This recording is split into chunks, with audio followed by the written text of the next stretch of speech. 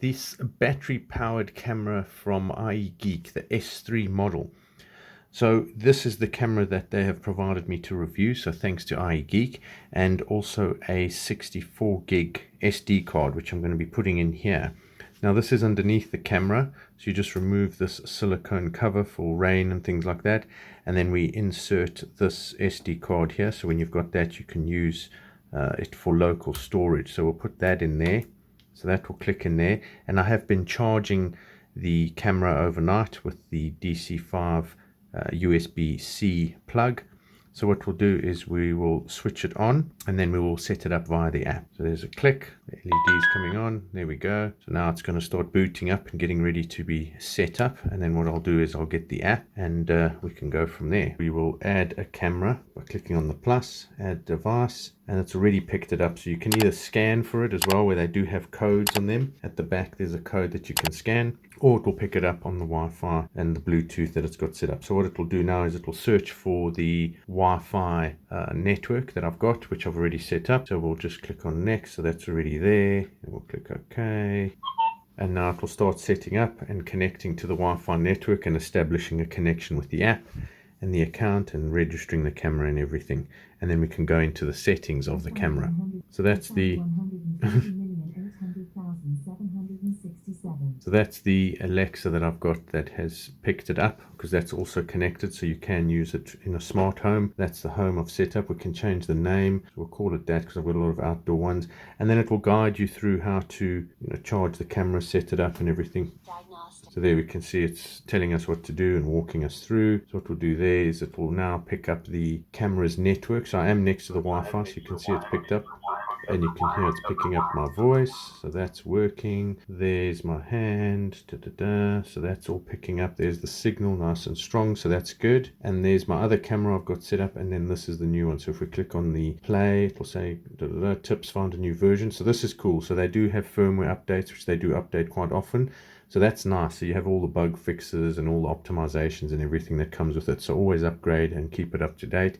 That's what's nice about ieGeek. They do keep their systems updated and that and secure. So that's cool. So we'll let that run and then we'll continue. Interface looks like for the app. So you can see the cameras on the dashboard. You've got some messages, explore and menu options at the bottom for me, which is your profile setup. You've also got these messages here, so the detection that comes in that you're seeing now, and then home will take you back here. So let's click on the play button, which will take us to a live view of the camera. So there, that's quite a quick connection. You can see my hand moving, fingers doing that. So there, so it's quite quick. It's got the kilobytes in speed. It's getting notifications at the top, so that's working. You can change your resolution over here. You've also got your menu over here, so you can take a screenshot. So you can do that. It'll take a picture. You can hold to talk, and then you can speak to whoever's on the other side of the camera. You can record a video, and you can see it's recording here. And then when you click stop, it saves it into the gallery. We've got it on motion detection, and then we've got this here where this can move. So you can actually see, if I put the camera like so, this can move left and right, but it doesn't move up and down. So you can see here I'm going there and I'm going there. So that's pretty cool. We've got a light. You can see the 4 LEDs come on, so you can press the light. So you can do that. You swipe across, you've got a siren. You've also got a warning light that flashes.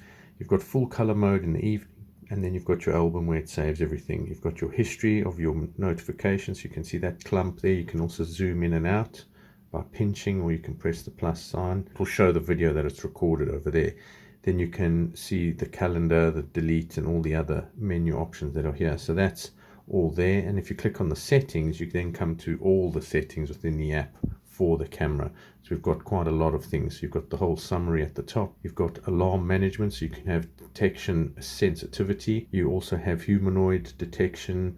So for people, you can have power saving mode, which is nice because obviously this is battery powered.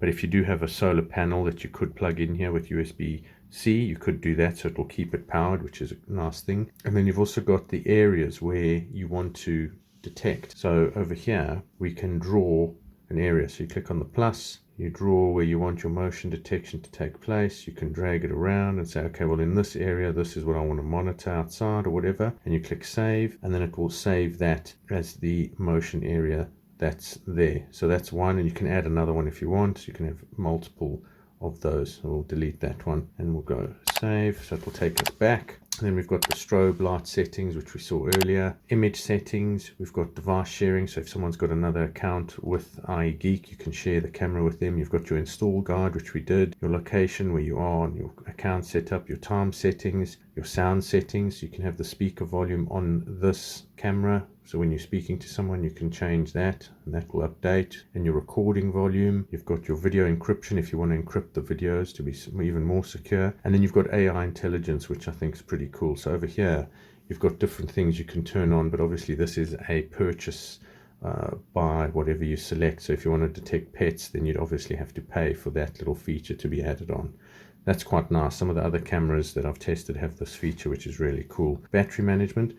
So this just shows you how the battery is being used, shows you how to charge and what to charge, and the statistics on what's being used. So waking up the camera takes 3 minutes, preview time is 1 minute, number of alarms that's taking place, the number of detections.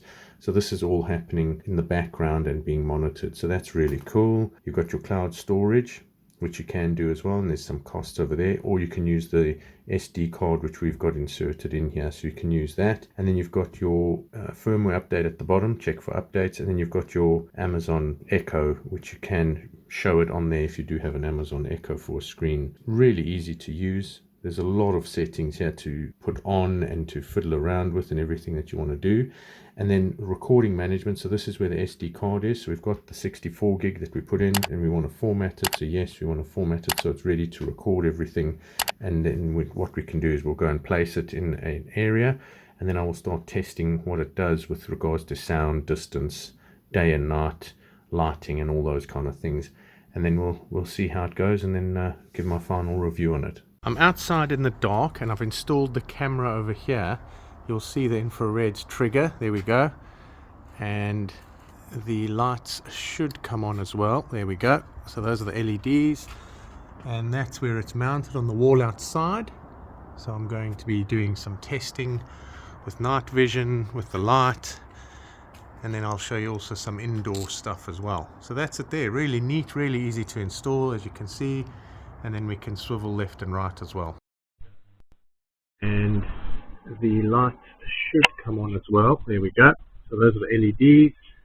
And that's where it's mounted. I'm going to be doing some testing with night vision, with the light.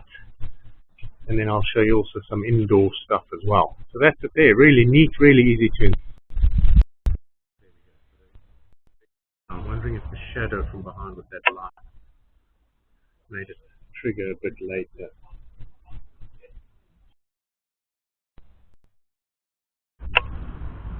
There we go. See it light up nicely.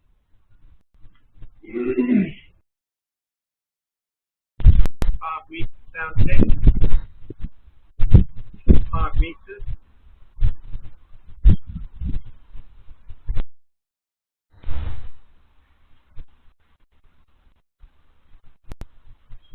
Two meters sound test.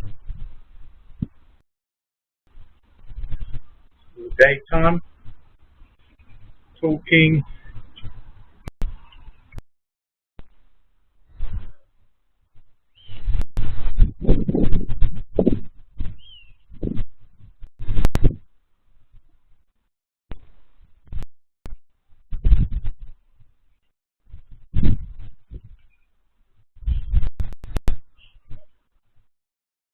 So the camera just triggered in the dark room and you saw the light and there's the infrared. So it's viewing me now, filming, and there we go, the LED's kicked in and that's what it's doing. And you can see it's quite bright. So that works quite well.